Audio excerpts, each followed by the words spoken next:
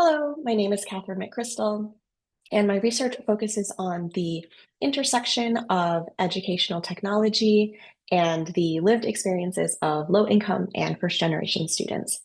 So in this presentation, I will share about a qualitative study I'm currently doing that seeks to really understand how low-income first-generation students are using educational technology and ask the question, how can the implementation of EdTech in higher ed reproduce or interrupt existing social inequalities? So if you look at the problem statement on the left, we have seen a big surge in technology-mediated coursework, as you all know, and this often comes with like a pretense that these digital tools are somehow really democratizing access to education. And I think there's also been some studies that show that student experiences with and success using these ed tech tools can actually differ based on socio-demographic factors.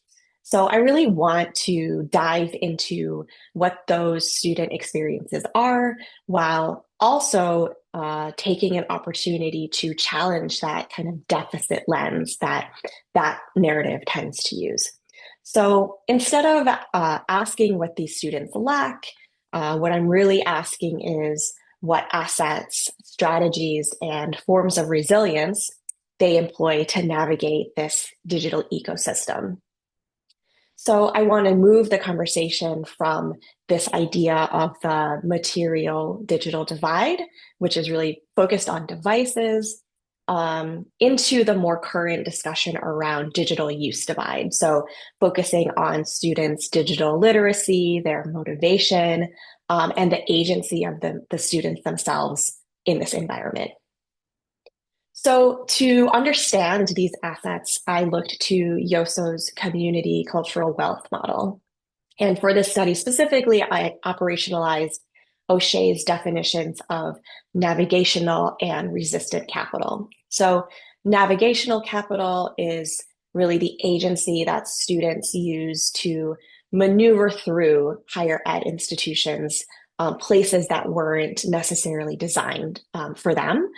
And resistant capital really describes the oppositional behaviors that students might exhibit to challenge the status quo of the environment that they're in.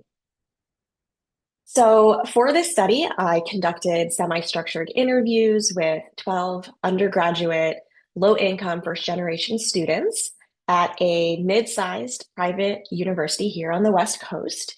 And the interviews were focused on this specific question about assets and strategies, but also other research questions in the study that aren't included in this specific presentation. And what I found from talking with students, it wasn't really a story of like struggle to use technology to keep up, that kind of deficit lens, but really more of a creative integration and decision making around using technology to essentially bypass these systemic barriers that they encountered in their academic journeys. So the first, really just starting to dig into the data analysis for this study, but there's a few emergent themes that I really wanted to highlight in this presentation. So we often hear about AI, use of AI in the context primarily of academic integrity in a lot of conversations that I hear. But for my participants, AI was really being used as a form of navigational capital.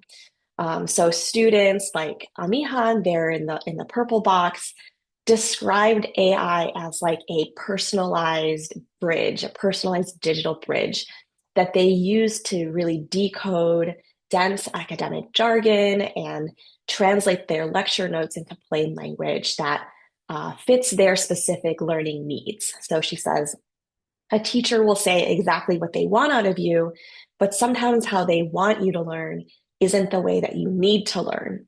So AI has really literally helped me bridge that and make it so much easier. What I found also is that some students are using AI as a form of resistant capital.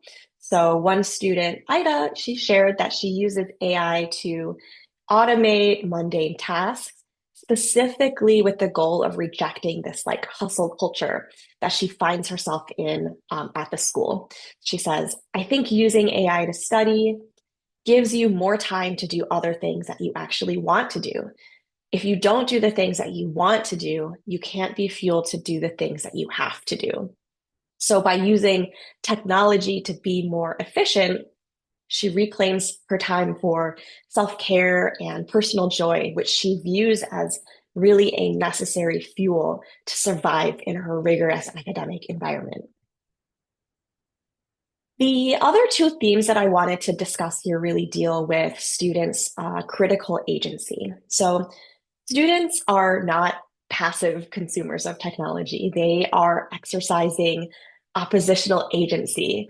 They are refusing to use technology that is, I would say, specifically focused on surveillance, things like lockdown browsers that they find invasive, but also just, when it comes to not connecting with how the technology is supposed to help them with their learning. So one student, Jimena, even suggested that banning technology in the classroom might actually change lives by removing the constant pressure and even leveling the playing field when it comes to the classroom. So she says, I think honestly, banning technology completely from a classroom really would change lives.